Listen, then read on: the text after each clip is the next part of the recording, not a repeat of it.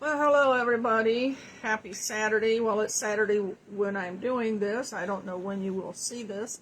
But thank you for joining me today. My name is Ray. I am your Sunday school teacher. And this series is from my page, my Sunday school class, or my Sunday school teacher, excuse me. So I'm glad you're here. And boy, have I got a lot of stuff for you today. I hope I can get through it all. I don't know if anybody could smell my house earlier today, but I was baking. Yes, I did bake. And I actually made some unleavened bread. You may have seen the trailer picture that I posted earlier. These are just little, almost like saltine crackers, but not quite. But these are unleavened bread. It's a very simple recipe, and I thought I'd try it. And they're not too bad tasting, a little bland, but if you think about why this is called unleavened bread, way back in Exodus, and I'm going to refer to that again later, but unleavened bread was used because the Israelites, when they were going out of Egypt, it was an immediate thing. I mean, it was like you get your coat, you get your whatever you can, and you're out the door. And so the unleavened bread came from that. So there's a whole another series that I'm going to be doing on the feast and festivals. But what I wanted to let you know was the purpose of these videos is just to pull out some nuggets, whether it's a word, a phrase, just something that's going to give you a little deeper meaning to a familiar story or familiar passage of Scripture. So today, I am going through the I am statements of Jesus, and I'm focusing on the book of John, and even though there's other references throughout the New Testament. But we're going to get going on this. If you recall in a previous video in this series, the I Am series, I mentioned that many parts of the narrative story of Jesus in the four Gospels are not necessarily in chronological order. So the story we're looking at today is from John 6, but it is the only story that is in its entirety recorded in all four Gospels. And that would be Matthew, Mark, Luke, and John. It's the only one that you read the whole story about. And every one of those they're the same story, but it's a little different perspective from each of the four dudes that wrote this, the Gospels, the guys. I'm going to post the references in the comments below so you don't have to remember them. But I encourage you to read these accounts because even though the story is told four times, each one is from a slightly different perspective. John's narrative is the only one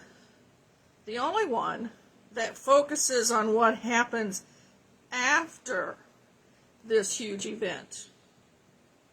Okay, so I'm focusing on John 6, but I'm going to be jumping around quite a bit because it's a long story and there is a lot going on and a lot to unpack. So I hope you stay with me on this. I'd imagine that most of you may already be familiar with the story of Jesus feeding the 5,000 on a hillside. A lot of people will focus on that event and perhaps mention when Jesus says, I am the bread of life. Well, sometimes we get so carried away with the event, we don't really understand why Jesus would say, hey, I'm the bread of life. I am the bread of life. But of course, as you probably know by now, if you've watched any of my videos, there is so much more to that statement than just, I am the bread of life. So, let's dive in. I'm going to have you turn to John chapter 6, verses 1 through 4. Or you can pull up the app if you have that. But John 6, 1 through 4. And remember, we're going to be jumping around quite a bit. But let's look at those verses. John 6, verses 1 through 4. And it says this: After Jesus went away to the other side of the Sea of Galilee, which is also known as the Sea of Tiberias, and a large crowd was following him, because they saw the signs that he was doing on the sick. Jesus went up to the mountains, and there he sat down with his disciples. Now the Passover, the feast of the Jews, was at hand. Lifting up his eyes, and then seeing that a large crowd was coming toward him, Jesus said to Philip, one of the disciples, "Where are we to buy bread so that these people may eat?" Okay, I'm going to stop right there. And I want to ask you, did you catch the parenthetical statement in verse 4? Well, take a look at that. And in a lot of different translations, there's parentheses in this verse. So it says, and the time of the Passover was near, or at hand. What does that mean? Well, it was getting very close to the Passover time. John wants us to know that this event takes place near a very important and probably the primary holiest of holy festivals, if I could say that, that takes place in Israel, because it's a memorial as well as a celebration festival. There's a lot of preparation going into Passover, probably more so than any of the other feasts. It was probably already taking place at this point, because the citizens of Jerusalem and surrounding villages had to prepare for the influx of all these other people that were coming in for the feast right before, up to a month. Some sources say that up to a month they could have been preparing for the Feast of Unleavened Bread, particularly for the influx of all of the people. Because if you know anything about the festivals and feasts, there were some that were actually commanded. There were 3 throughout the year that were commanded that every person, or at least every man, but every person had to travel to Jerusalem for. So there was a lot of preparation going on. It's entirely possible that the people at this particular event included those who were coming in for the Feast of Unleavened Bread and Passover that probably were not normally in Jerusalem. Well, let's take a look at some more verses. Jump down to verse 8, chapter 6, verse 8, and I'm going to read through verse 14. Verse 8. One of Jesus' disciples, Andrew, Simon Peter's brother, said to Jesus, "There's a lad here who has 5 barley loaves and 2 fishes. But what are they with so many people? How are we going to feed everybody?" And Jesus said, "Well, just have the people sit down." And there was much grass, John says, in that place. So the men sat down, about 5,000 in number. Jesus took the loaves, and when he had given thanks, he distributed them to those who were seated. So also the fish, as much as they wanted. And when they had eaten their fill, he told his disciples, "Gather up the leftover fragments, that nothing may be lost." So they gathered them up and filled 12 baskets with fragments from the 5 barley loaves left by those who had eaten. When the people saw the sign that he had done, pay attention to that. When they saw the sign that he had done, they said, "This is indeed the prophet who is to come into the world." So, what's going on here? Well, here we have all these people coming in probably for the Passover festival, who've heard about Jesus, who wanted to see and hear for themselves what he had to say or what he would do. The signs. They were more interested in signs, it seems like.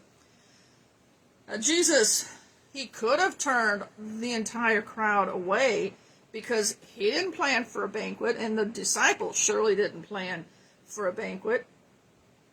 But instead he tells Philip You feed these people.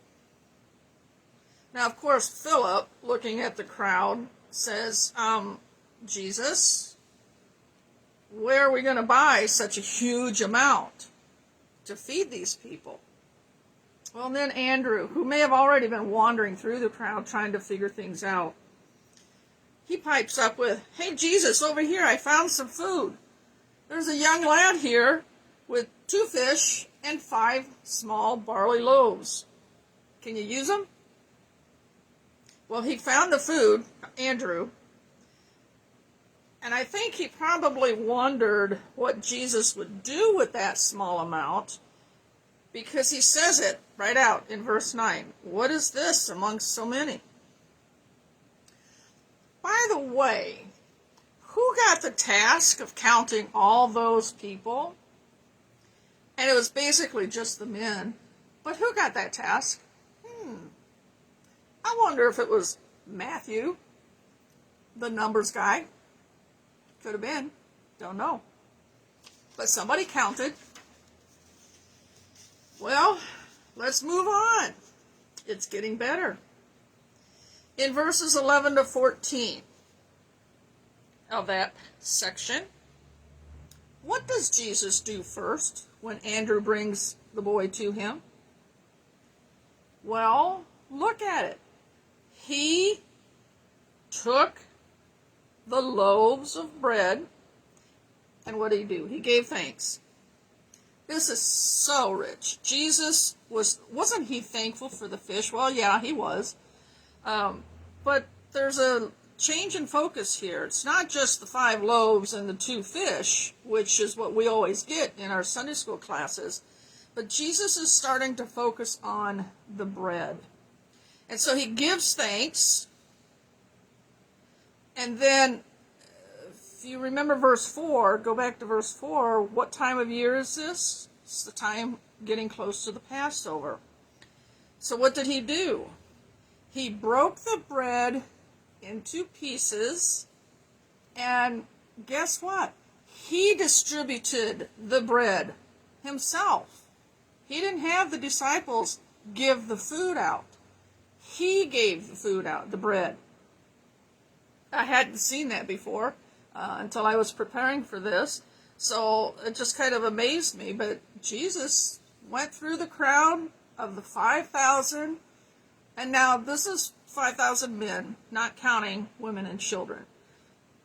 Jesus himself went through and distributed the pieces of bread.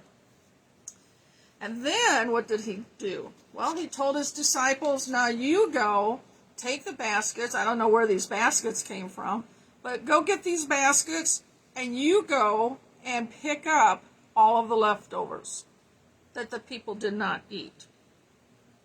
So and he says he wants them to pick it all up so that nothing would be lost.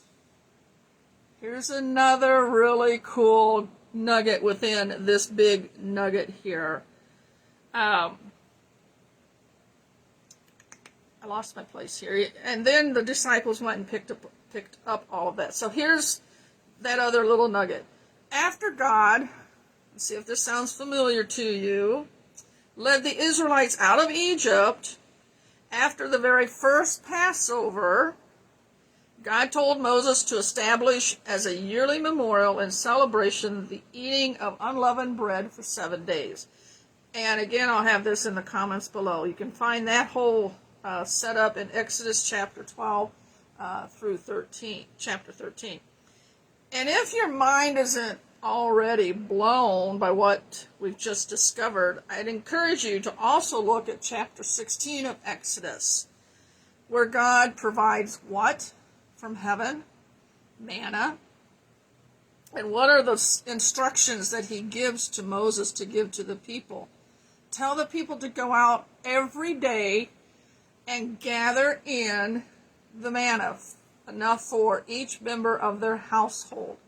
And then on the Sabbath, the night before the Sabbath, you are to go out, gather in double to take you through the Sabbath, but you're not to hoard anything. You cannot save until the next day because God is providing. for the next day. Okay, so let's get back to our focus passage, shall we? Let's jump down now to chapter 6, verses 25 to 36. And this is kind of a powerful, well, not kind of, it is a powerful portion here.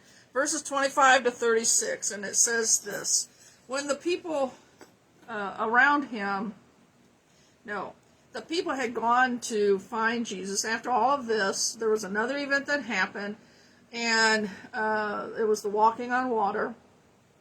But the people were still coming to try and find Jesus because they wanted to listen to him and see what he had to say and what he would do again. So when this crowd of people found him on the other side of the sea, they said to him, "Rabbi, when did you come here?" And Jesus answered them, "Truly, truly, I say to you, you are seeking me not because you saw signs, but because you ate your fill of the loaves.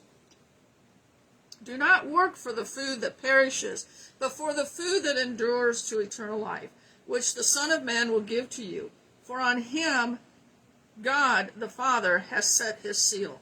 Then they said to him, "Well, what must we do to be doing the works of God?"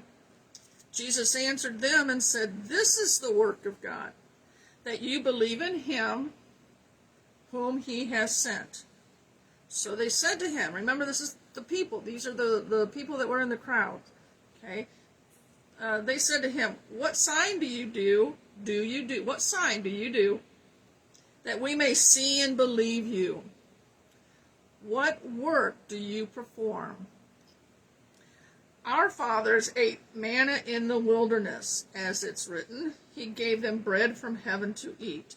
Jesus then said to them, "Truly, truly, I say to you, it was not Moses who gave you the bread from heaven, but my Father gives you," this is present tense that he's saying here, "my Father gives you the true bread from heaven."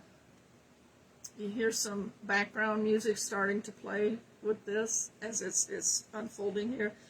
Verse 33, "For the bread of God is he who comes down from heaven and gives life to the world." They said to him, "Sir, give us this bread always." And Jesus said to them, I am the bread of life. Whoever comes to me shall not hunger, and whoever believes in me shall never thirst. But I said to you that you have seen me, and yet do not believe. I want you to notice just how patient Jesus was with this crowd of people. After that massive lunch and the walking on the water event, the crowd still wants to hear Jesus, and they track him down. Now, today, it probably would be considered stalking. But they were tracking him down, and they found him in Capernaum, in the synagogue, and he was teaching in the synagogue. And Jesus reminds Jesus reminds them, "Hey, you all are here because you were fed, not necessarily because of the signs that you saw." And I think he was stating a fact and not chastising them.